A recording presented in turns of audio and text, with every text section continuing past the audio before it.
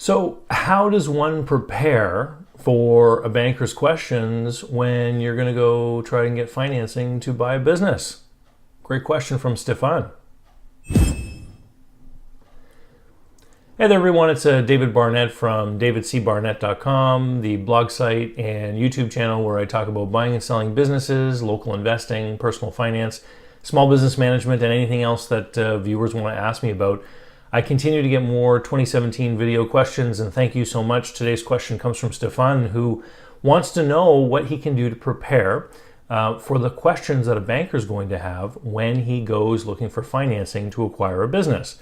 Well, Stefan, it's a great question. And back when I used to be a business broker, I used to have to coach buyers on this all the time. And today in my private transaction consulting practice, I still work with buyers on this all the time, except now I sometimes work even closer with them on this, on obtaining the financing.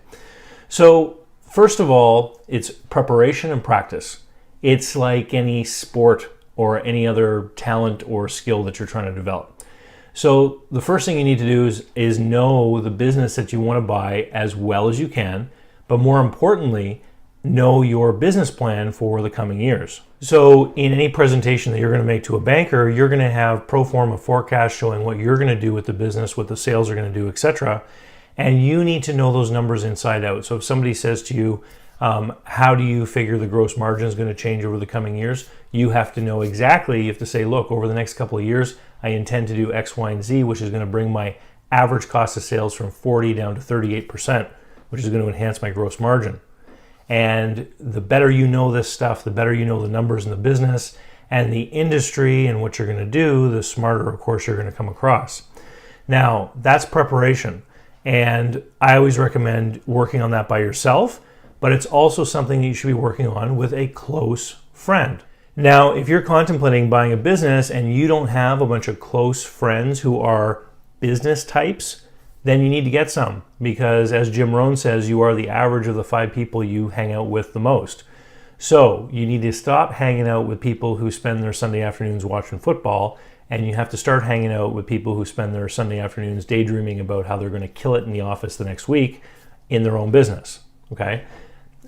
So for example, are you a member of the Kiwanis Club, the Rotary Club, the entrepreneurs meetup group at your church, or there's all kinds of different places where you can meet up with a mixture of professional types and business owners, because then you're going to be in a flock of people who are going to have an understanding of business and this kind of thing.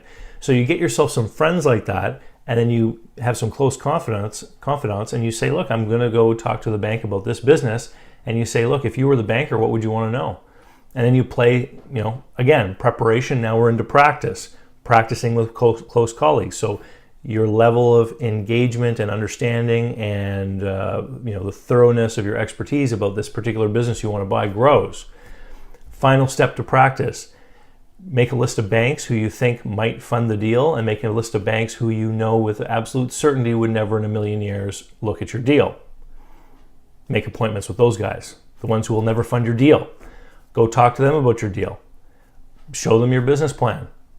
Allow them to turn you down. Don't let them do a credit check, but allow them to look at the plan, allow them to ask you questions, allow them to turn you down. And what you're doing is you're practicing. You're practicing in front of the real thing, in front of a banker.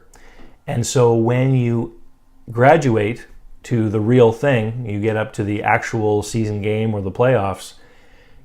I'm not a sports fan, so please, if I make a sports analogy error, don't blame me or send me nasty emails. So you get into the playoffs, the season finale, whatever it is, and you're now ready. You know your business plan inside and out. You've talked with your friends who've already asked you a bunch of questions you've had to now prepare the answers to. You've talked with some bankers who have been very condescending and mean to you and told you why they would never fund your deal in a million years. And you've done it all. Now you're ready to talk to the guy who might actually say yes. Anyway, Stefan, I hope that helps. If anyone out there is thinking about buying a business, you should be going to businessbuyeradvantage.com, where I give away tons of free information about how to buy a business. There's special reports, links to books that you should read of mine, and most importantly, my full day 9-hour online course which is all about how to buy a business. It's the live seminar I've been doing since 2009 in an online version, and you can do it as quickly or as slowly as you want. Some people have been doing it over the course of a year, some people do it in a few weeks, and some people do it in one day. And you can keep redoing the modules over and over and give yourself refresher courses. It's really the best value out there for anyone who wants to learn how to buy a business. And of course, it's got a 30-day money-back guarantee, so you really can't lose. Anyway, thank you. Keep the questions pouring in. And if you haven't already, sign up for my email list. It allows you to see videos like this 3 days before everyone else, and that's at davidcbarnett.com. Thanks, and we'll see you next time. Bye.